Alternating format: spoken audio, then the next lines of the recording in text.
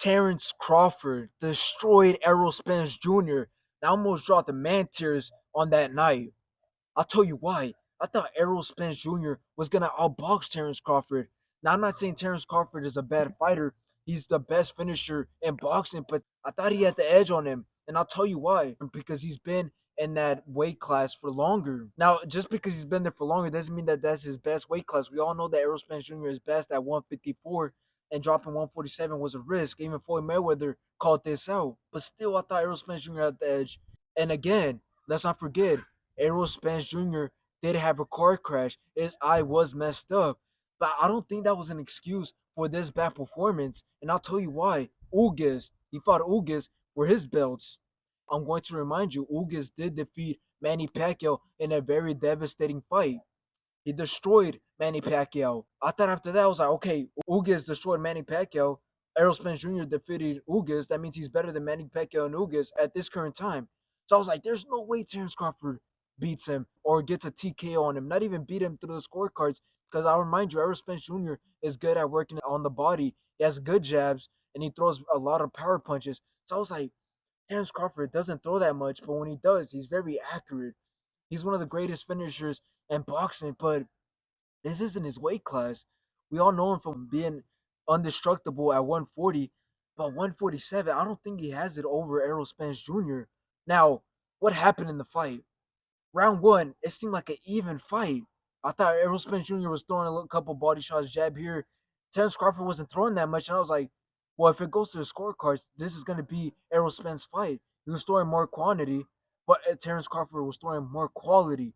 Throwing him when he was throwing, they were landing. Errol Spence Jr. wasn't landing that much. And then round two comes, dropped him with a jab. With a jab, unexpected. I thought Errol Spence Jr. Okay, it was just a quick clip. He's gonna get up. He's gonna keep on going to the body. And he's gonna destroy Terence Crawford. Absolutely not. A couple rounds later, I thought he could recover. I thought Errol Spence Jr. recovered. Boom, gets knocked down again. Now at this point, I'm like, okay, you know what? He's not gonna get up. He looked high, bro. Errol Spence Jr. I don't know if you guys seen his eyes, but he looked high in the fight and before the fight. I don't know if it was just me, but god damn, Errol Spence Jr. gets dropped multiple times. His eye was fucked up. I was like, okay, well, this is over with. But now what?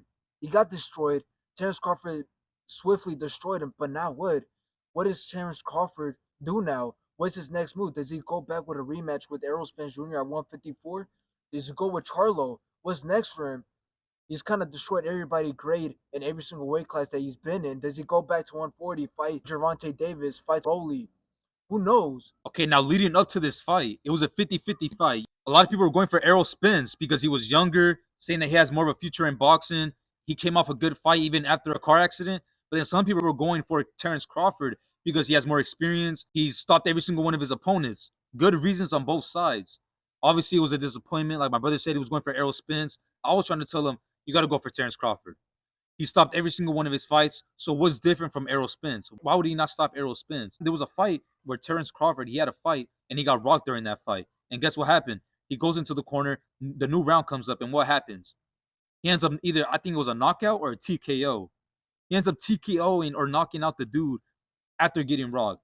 So it's one of them things where he's kind of like on the Floyd side. Like he could get rocked, he could be losing the rounds, but when he needs to switch it up, he could switch it up. And that's exactly what he did on the Errol Spence fight. In the beginning of the rounds, he was kind of going to the toe, kind of letting Errol Spence figure him out. Wasn't really throwing anything. But when he did throw, he landed. Jabs were landing. 1-2s were landing. Everything was landing for Terence Crawford. As for the future for both fighters, is it over for Errol Spence Jr.? Is this a new beginning for Terence Crawford? Maybe he could get 50-0, 51-0, and destroy Floyd Mayweather's record.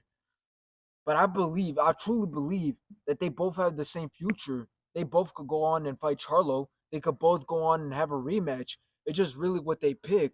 Terence Crawford could go to 140, fight Gervonta Davis, Ryan Garcia, beat those guys, and become one of the greatest. Or he could stay at 147 or 154, fight Charlo. It really doesn't matter here. Each road that Terence Crawford does, he's going to be one of the best fighters out there. As for Errol Spence Jr., he could either keep on dominating at 154 or he could stay at 147 and see what comes up next. Maybe want to fight Terence Crawford for a rematch. But as for both fighters, they still have a future in boxing. It doesn't matter. They're both in their early mid 30s, so they still have a big future. It's just what road they want to take.